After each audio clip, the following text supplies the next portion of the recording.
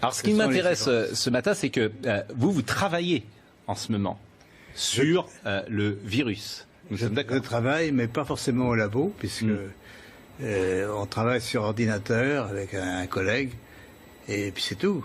On n'a pas d'expérience, on peut dire, mais l'expérience vient de la maladie elle-même, de toutes les mesures qui sont faites actuellement dans les laboratoires sur les patients. Et vous êtes arrivé à certaines conclusions. Alors, nous sommes arrivés à la conclusion qu'effectivement, il y avait eu une manipulation au sujet de ce virus. C'est-à-dire? Eh bien, qu'une partie, je ne dis pas le total, n'est-ce pas, mais il y a un modèle qui est évidemment le virus classique, et là c'était un modèle surtout venant de la chauve-souris, mais à ce modèle on a par-dessus ajouté des séquences notamment du VIH, le virus du sida. Mais quand vous dites on a ajouté, qui a ajouté? Moi je ne sais pas. Mais c'est pas naturel, c'est ce que vous voulez dire? Non, ce n'est pas naturel, c'était un travail de professionnel, un travail de biologiste moléculaire. C'est un travail très minutieux, on peut dire d'horloger, on peut dire au niveau des séquences. Mais dans quel but? Dans quel but, ça, ce n'est pas clair.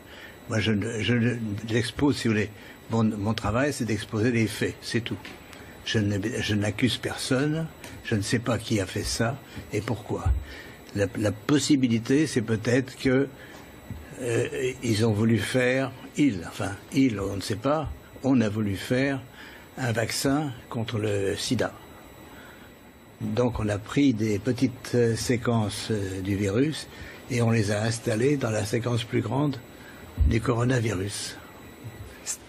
Alors je suis pas sûr de comprendre tout ce que vous dites. C'est-à-dire que dans ce virus, il y a une part de VIH?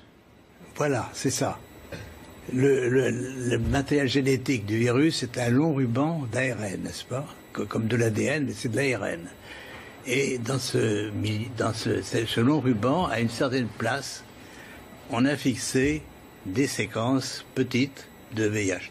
Mais ces séquences petites ne sont pas petites pour ne rien vouloir dire.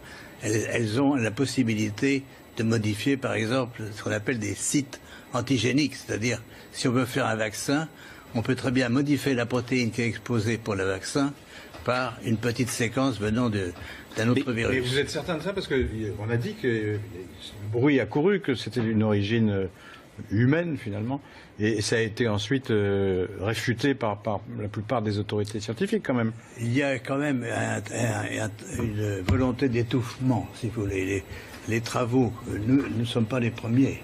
Un groupe de chercheurs indiens, très, très renommés, avait publié la même chose. On les a forcés à rétracter. Et on les a forcés comment? C'est-à-dire, c'est annulé. Il y a, si vous regardez leur publication, vous avez une grande bande annulée parce que... Mais ce que vous dites là, la plupart des scientifiques disent le contraire quand même. Hein. De moins en moins. De moins en moins. Si vous voulez, ceci est arrivé au début de cette année et on voit de plus en plus de travaux qui suggèrent, mais moi je suis, on peut dire, hors d'âge. Je suis prix Nobel et je peux travailler librement. J'ai donc aucune pression sur moi qui peut agir.